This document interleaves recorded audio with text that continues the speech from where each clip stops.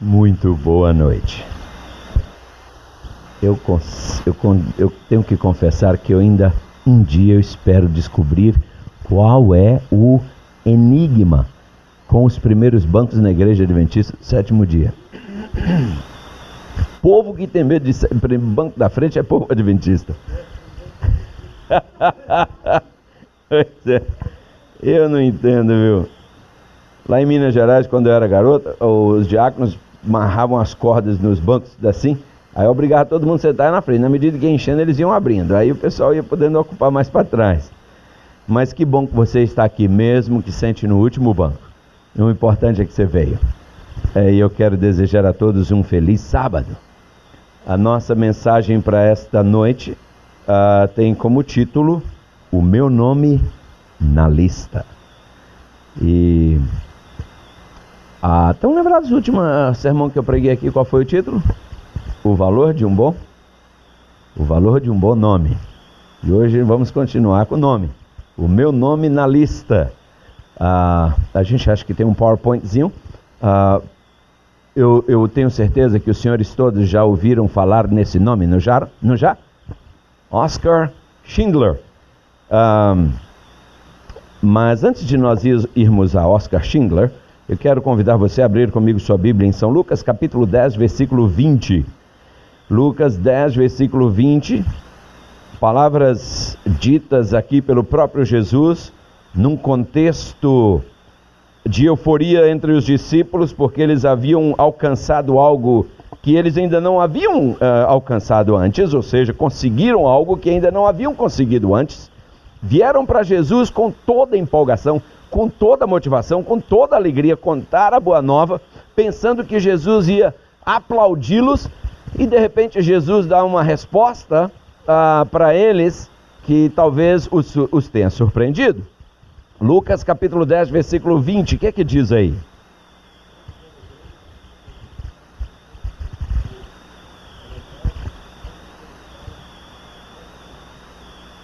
Uau! Irmãos, eu não sei quantos dos senhores aqui já tiveram a desdita, o desprazer de ver uma pessoa endemoniada.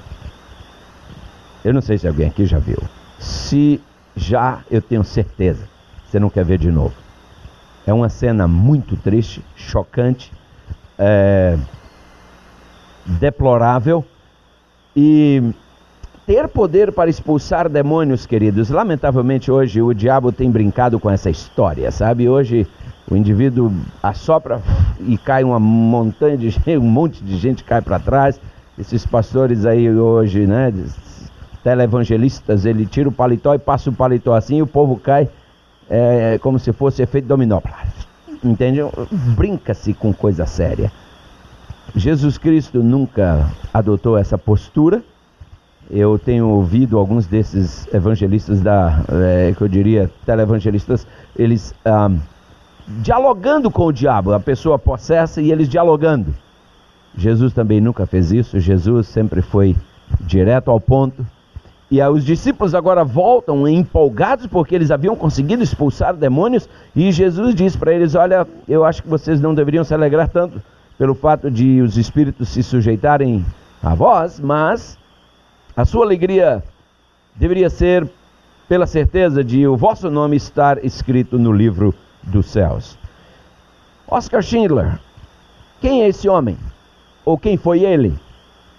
Os senhores sabem que ele foi um industrial, um businessman, que era um espia do governo alemão, de Hitler.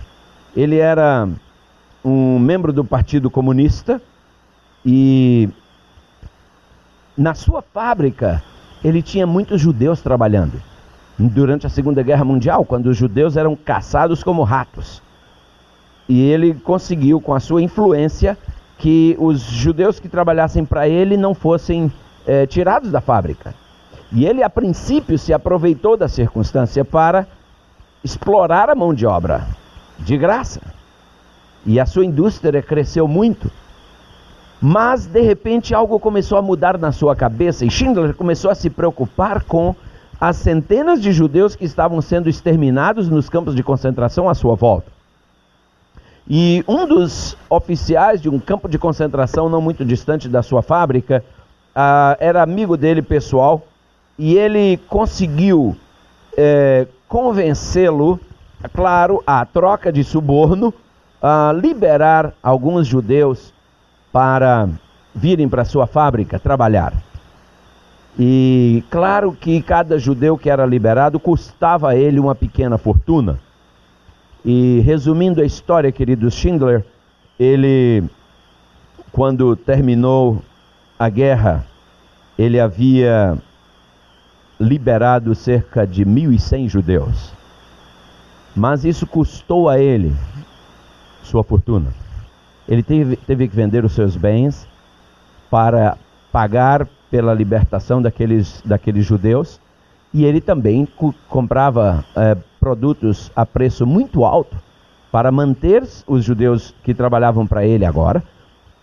O alimento para eles e tudo era comprado no mercado negro, então custava muito alto. E ele terminou tendo que trocar sua fortuna pela vida daqueles homens. No início, como eu disse, ele fazia por mera exploração. No final, ele fez por amor. E os senhores sabem, o filme A Lista de Schindler foi a público em 1993 e foi considerado um dos melhores filmes da década de 90. Faturamento na época do filme A Lista de Schindler chegou a 321 milhões e 200 mil dólares. 321,2 milhões de dólares. Foi um tremendo faturamento. E depois de ele ter presenciado a exterminação do gueto em que os judeus da Cracóvia eram forçados a viver, ele decidiu então fazer uma lista e conseguiu o nome de 1.100 judeus pelos quais lutar. Interessante que ele agora tinha que correr contra o tempo, porque Hitler estava forçando fechar os campos de concentração naquela área e enviar os judeus para uma outra área da Tchecoslováquia. E Schindler então passou a noite inteira escrevendo nomes que foram trazidos até ele. E ter o nome na lista significava ter vida. Ter o nome na lista significava o final do sofrimento. Ter o nome na lista de Schindler significava o livramento da morte, o livramento do Holocausto. A minha esposa e eu visitamos um campo de concentração na Alemanha e nos causou muito consternamento ver o paredão de fuzilamento, onde eles, claro, fuzilavam os judeus. E depois entramos numa área e tem lá vários fornos. E a gente perguntou, e esses fornos para que são? Ou para que eram? Disseram, não, aqui os judeus eram queimados. E fomos a outra área do campo de concentração, é muito grande, e tem ali os laboratórios onde eles faziam experimentos, os mais bárbaros, com aqueles seres humanos miseráveis. E queridos, Schindler, depois de ter conseguido comprar e resgatar 1.100 judeus, ele ainda achou que ele poderia ter feito mais. Ele reconhecia não ter feito o suficiente. Eu vou soltar um pedacinho do filme, os últimos 4 minutos, penso eu, do filme, só para você e eu lembrarmos esse contexto da lista de Schindler. Eu tenho certeza que tem uma lição para nós nessa pequena parte do filme.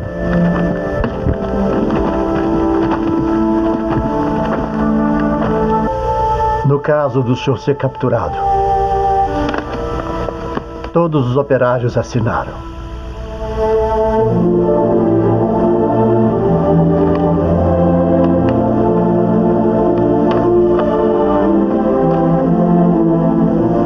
Obrigado.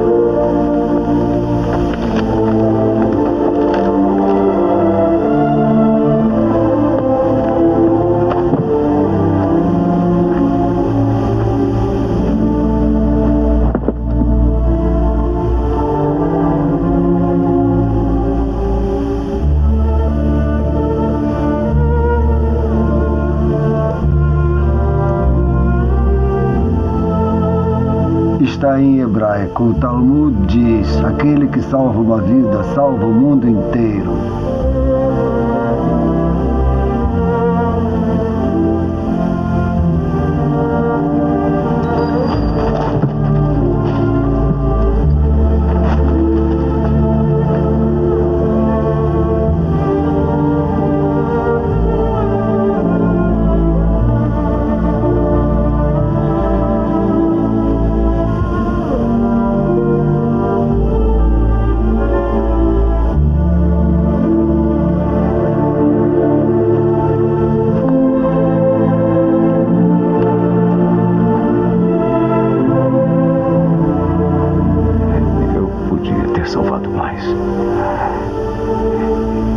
Eu podia ter salvado mais.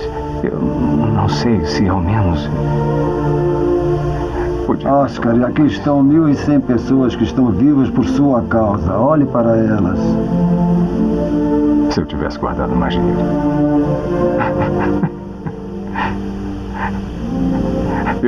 Eu joguei tanto dinheiro fora. Você não tem ideia. Se ao menos... Haverá outras gerações por causa do que o senhor fez. Não fiz o suficiente. O senhor fez muito.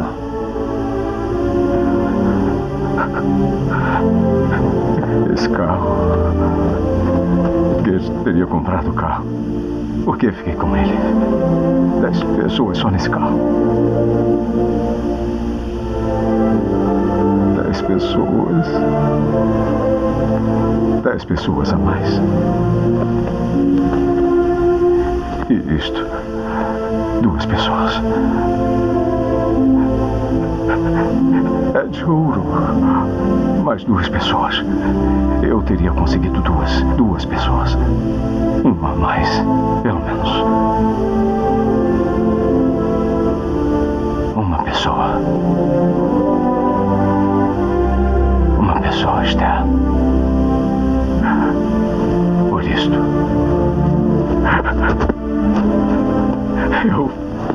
eu podia ter salvado mais uma pessoa e não salvei. Eu não salvei. Eu não salvei.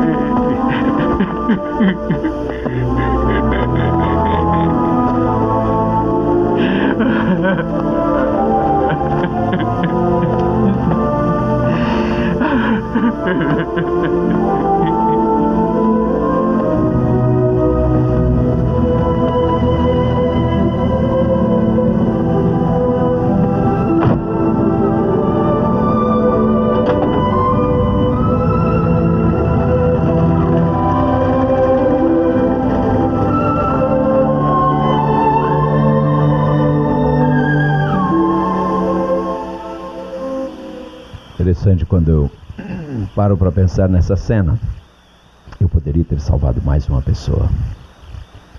Eu fico imaginando quando Jesus vier e nós fizermos uma autoavaliação. Esse carro poderia ter trocado por 10 almas.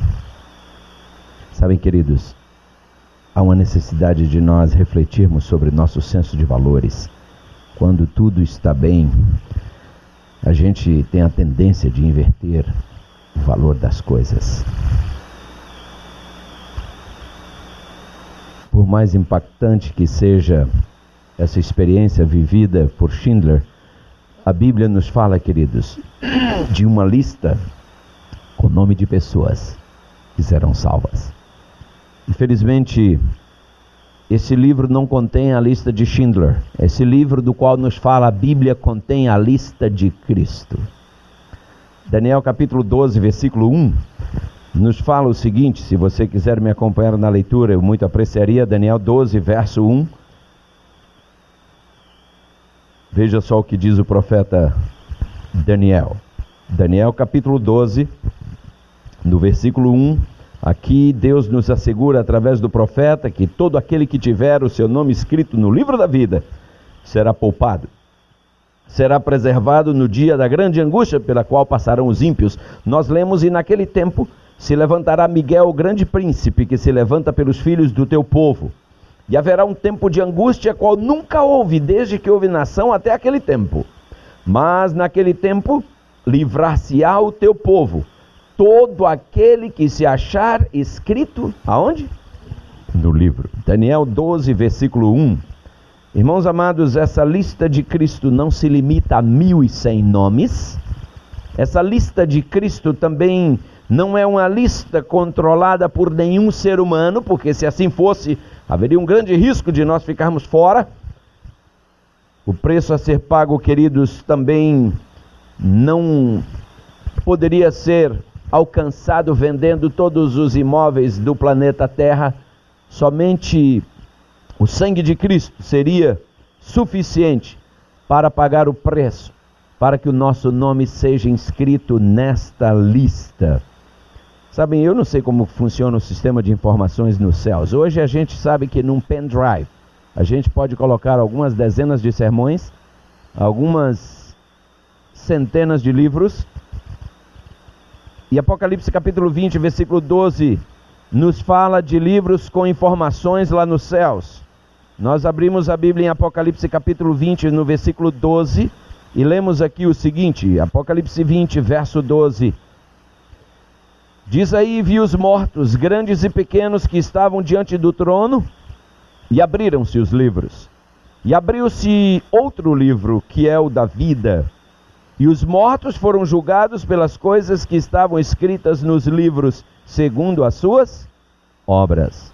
Ó, irmãos, um preço infinito foi pago por você e por mim. O apóstolo São Pedro, falando a esse respeito, em 1 São Pedro 1, versículos 18 e também o versículo 20, Pedro diz o seguinte, está aí bem pertinho de Apocalipse, não é isso? 1 São Pedro 1, versos 18 e 19, não 1, 18 e 20. 1 Pedro 1, versículos 18 e 19, diz assim no texto. 1 São Pedro 1, versículo 18, na minha Bíblia eu leio: sabendo que não foi com coisas corruptíveis como prata ou ouro que fostes resgatados da vossa vã maneira de viver, que por tradição recebestes de vossos pais, mas fomos resgatados com que preço? Diz agora o verso 19: mas com o precioso sangue de Cristo, como de um cordeiro imaculado e incontaminado. Sabem, quando nós aceitamos a Cristo como Salvador e como Senhor, nosso nome é escrito no livro da vida. Agora, nós podemos confundir as coisas e facilmente nós o fazemos. Nós podemos pensar que porque um dia fomos batizados, nosso nome já está escrito lá nos céus. Em muitos casos acontece exatamente isso, mas não em todos os casos.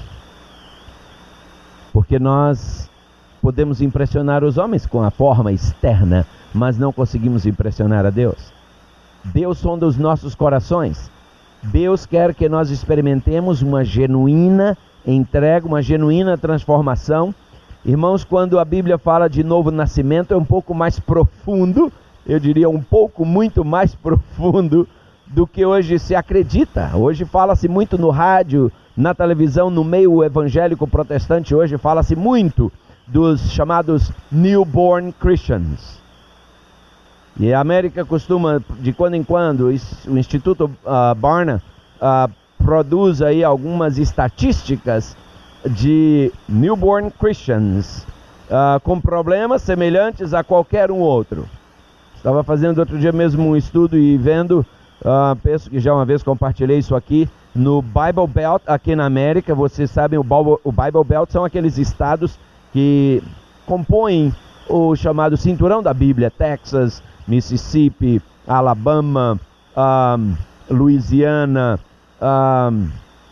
Missouri, aquela área ali embaixo, chegando até na Georgia, e penso que pega uma parte também da Flórida. Ali é chamado Bible Belt, o cinturão da Bíblia.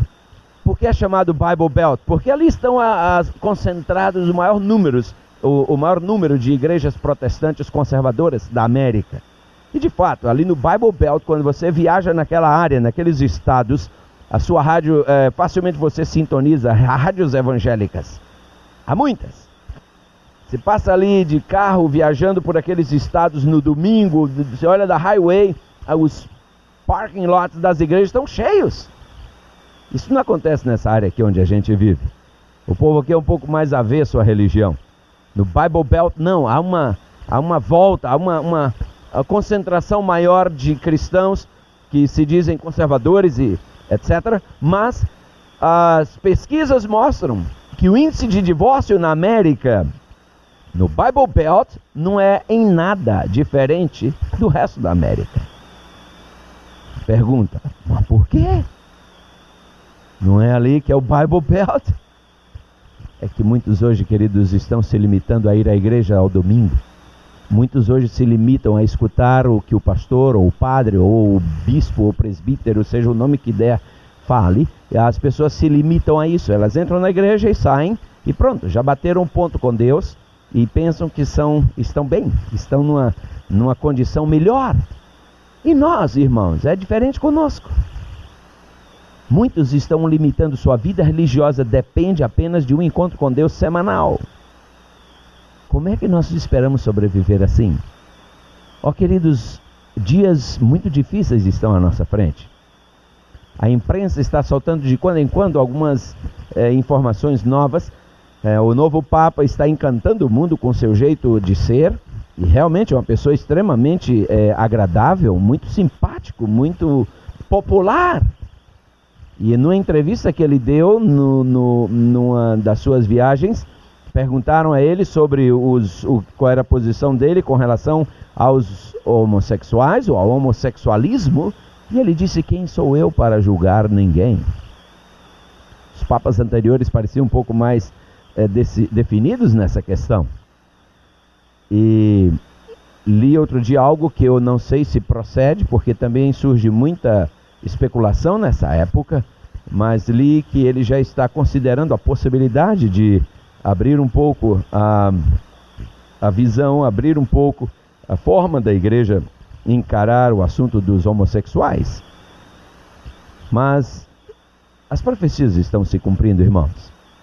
Os senhores assistiram no YouTube um vídeo onde um bispo anglicano, não é isso? Foi o mediador num encontro de pastores evangélicos pentecostais. E aquele bispo, ele trouxe o recado do Papa, e em seguida ele colocou um vídeo no qual o Papa dirige algumas palavras àquele grupo de pastores. Havia ali uns, não menos que 300 pastores pentecostais. E ao final todos aplaudiram. E o Papa estava referindo-se no seu pequeno discurso, ele enfatizava todo o tempo, e o bispo não fez diferente antes dele, a necessidade de nos unirmos e nos tornarmos uma só família. Há mais de 100 anos atrás, Ellen G. White escreveu sobre a união das igrejas. E amados, protestantismo apostatado, o espiritismo e o catolicismo vão unir as suas mãos. Vão se unir, e não demora. O argumento do Papa, ele usou a experiência de José no Egito, não é verdade? Que os irmãos haviam brigado e ele disse: olha, houve a fissura entre nós por causa do assunto de justificação pela fé. Tudo bem, isso fez com que Lutero se afastasse, se rebelasse, mas hoje nós já entendemos que nós todos somos justificados pela fé mesmo. E essa justificação se expressa na forma das obras, ou seja, aparentemente parece que é isso aí. Agora não tem mais por que estarmos divididos. Se essa era a diferença, essa diferença não existe mais. Nós agora reconhecemos que Lutero tinha razão, em outras palavras. Eles não disseram assim, mas em outras palavras. Só que o que não foi mencionado é que Lutero não discordou, não foi só nesse ponto. Doug Batchelor chega a fazer uma análise depois, né? Se ele lembra esse detalhe a todo mundo. Foram 95 teses, 95 pontos que Lutero cravou na porta da igreja de Wittenberg. 95 pontos discordantes entre a Bíblia e a Igreja Católica. Não é entre Lutero e a Igreja Católica. O assunto não era com Lutero, era com a Bíblia, era com a verdade. Irmãos, tenham certeza de que não nos falta muito para a gente ir para onde Deus está com um lugar preparado para nós. Acontece que antes de chegarmos ali, como lemos em Daniel 12, nós teremos que atravessar um momento difícil, a chamada grande tribulação. E nós precisamos, irmãos, precisaremos mais do que nunca, tirar a poeira da nossa Bíblia e voltar a lê-la. Teremos que sair da nossa zona de conforto espiritual. Nós hoje, irmãos, vamos à igreja quase arrastando os pés, quase que para cumprir um compromisso, para agradar alguém. E nós voltamos para casa e nossa vida não é muito diferente. Tanto faz ir à igreja como não ir. Tanto faz orar como não orar. Tanto faz ler a Bíblia como não ler. Porque nossa vida entrou numa rotina. E olha, tudo quando entra numa rotina, irmãos, acabou. Casamento entrou na rotina, é um perigo. Tudo, no seu trabalho, o seu trabalho é uma rotina. Eu te dou um conselho, sai desse trabalho, procure outro. Porque se você vai para o trabalho como uma ovelha quando vai para o matadouro, muda de trabalho. Quando você vem para a igreja porque alguém está te forçando a vir, porque eu vou, porque senão o que vai parecer? Peça a Deus misericórdia e peça a Ele que te ajude a encontrar prazer. Meus amados, Apocalipse 3:5 traz-nos uma linda promessa, uma promessa que Deus nos faz, e essa promessa é a seguinte. Apocalipse capítulo 3, no versículo 5, nós lemos o seguinte. Todos acharam? O que diz aí? Apocalipse 3:5, o que vencer, esse sim, será vestido de quê? De vestes brancas. E de maneira nenhuma farei o quê? Riscarei o seu nome do livro da vida. E confessarei o seu nome diante do meu Pai e diante dos seus anjos. Tudo começa com que frase? Quem se lembra ainda? O vencedor. O que vencer? O céu não será um lugar para perdedores. O céu será um lugar para vencedores. Nós temos muitas batalhas a vencer, queridos. Nosso gênio, nossos caprichos pessoais, nossos vícios alimentares, nosso apego por coisas que identificam as pessoas do mundo, e aí a lista vai. Cada um de nós tem sua batalha. Cada um de nós tem seus ídolos que têm sido eleitos durante a nossa vida, e nós temos que vencer, nós temos que romper com isso, se nós quisermos ter o nosso nome assegurado no livro da vida para nunca ser riscado. O apóstolo São João, lá em São João capítulo 1, versículo 12, ele diz ali: aos que o receberam, aos que creram no seu nome, deu-lhes o direito de se tornarem filhos de Deus. Interessante, hoje as pessoas dizem: nós somos todos filhos de Deus. É tão gostoso ouvir isso, não é?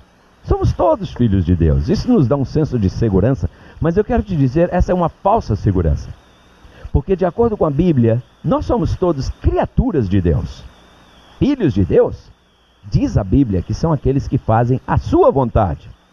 Filhos de Deus, de acordo com o verso que nós acabamos de ler aqui também, São João 1, versículo 12, são aqueles que receberam a Cristo, creram no seu nome. Olha, queridos, crer no nome de Cristo é viver uma vida semelhante a dele. Não é apenas dizer: eu creio. Assim como amar alguém não é só dizer eu te amo. Tem que provar com uma vida de dedicação. Jesus Cristo disse: se a me amais, guardareis os meus mandamentos. Eu quero fazer uma pergunta, queridos, e não quero me alongar, porque sexta-feira é aquele dia que todo mundo está cansado. A minha pergunta é: quais são os seus planos para a eternidade? Onde é que você está planejando passar a eternidade? Você já parou para pensar nisso? Você sabe quando é que a eternidade vai começar para você? Na hora que seu coração parar de bater. Porque a partir daí não tem mais nada o que fazer para definir. Já terá decidido. Aí parou de bater o coração, agora sim. Dependerá somente do veredito do juiz. E eu pergunto, se Jesus viesse agora, exatamente agora, você tem certeza que você estaria salvo? Você tem certeza que você estaria salva se Jesus viesse nesse exato momento? é um assunto que nós devemos pensar nele sempre. Porque sabia que Jesus já voltou hoje para milhares de pessoas? Todos aqueles que descansaram hoje, para eles é como se Jesus tivesse voltado, porque não há mais nada o que fazer a partir do momento em que o coração para de bater. Sabem, eu tenho pensado nisso seriamente e eu quero estar nos céus. Eu quero ter o meu nome no livro da vida e tê-lo conservado ali. Mas não vai depender de ninguém mais, porque Cristo já fez a parte que era dele. Ele morreu na cruz para garantir o meu nome no livro.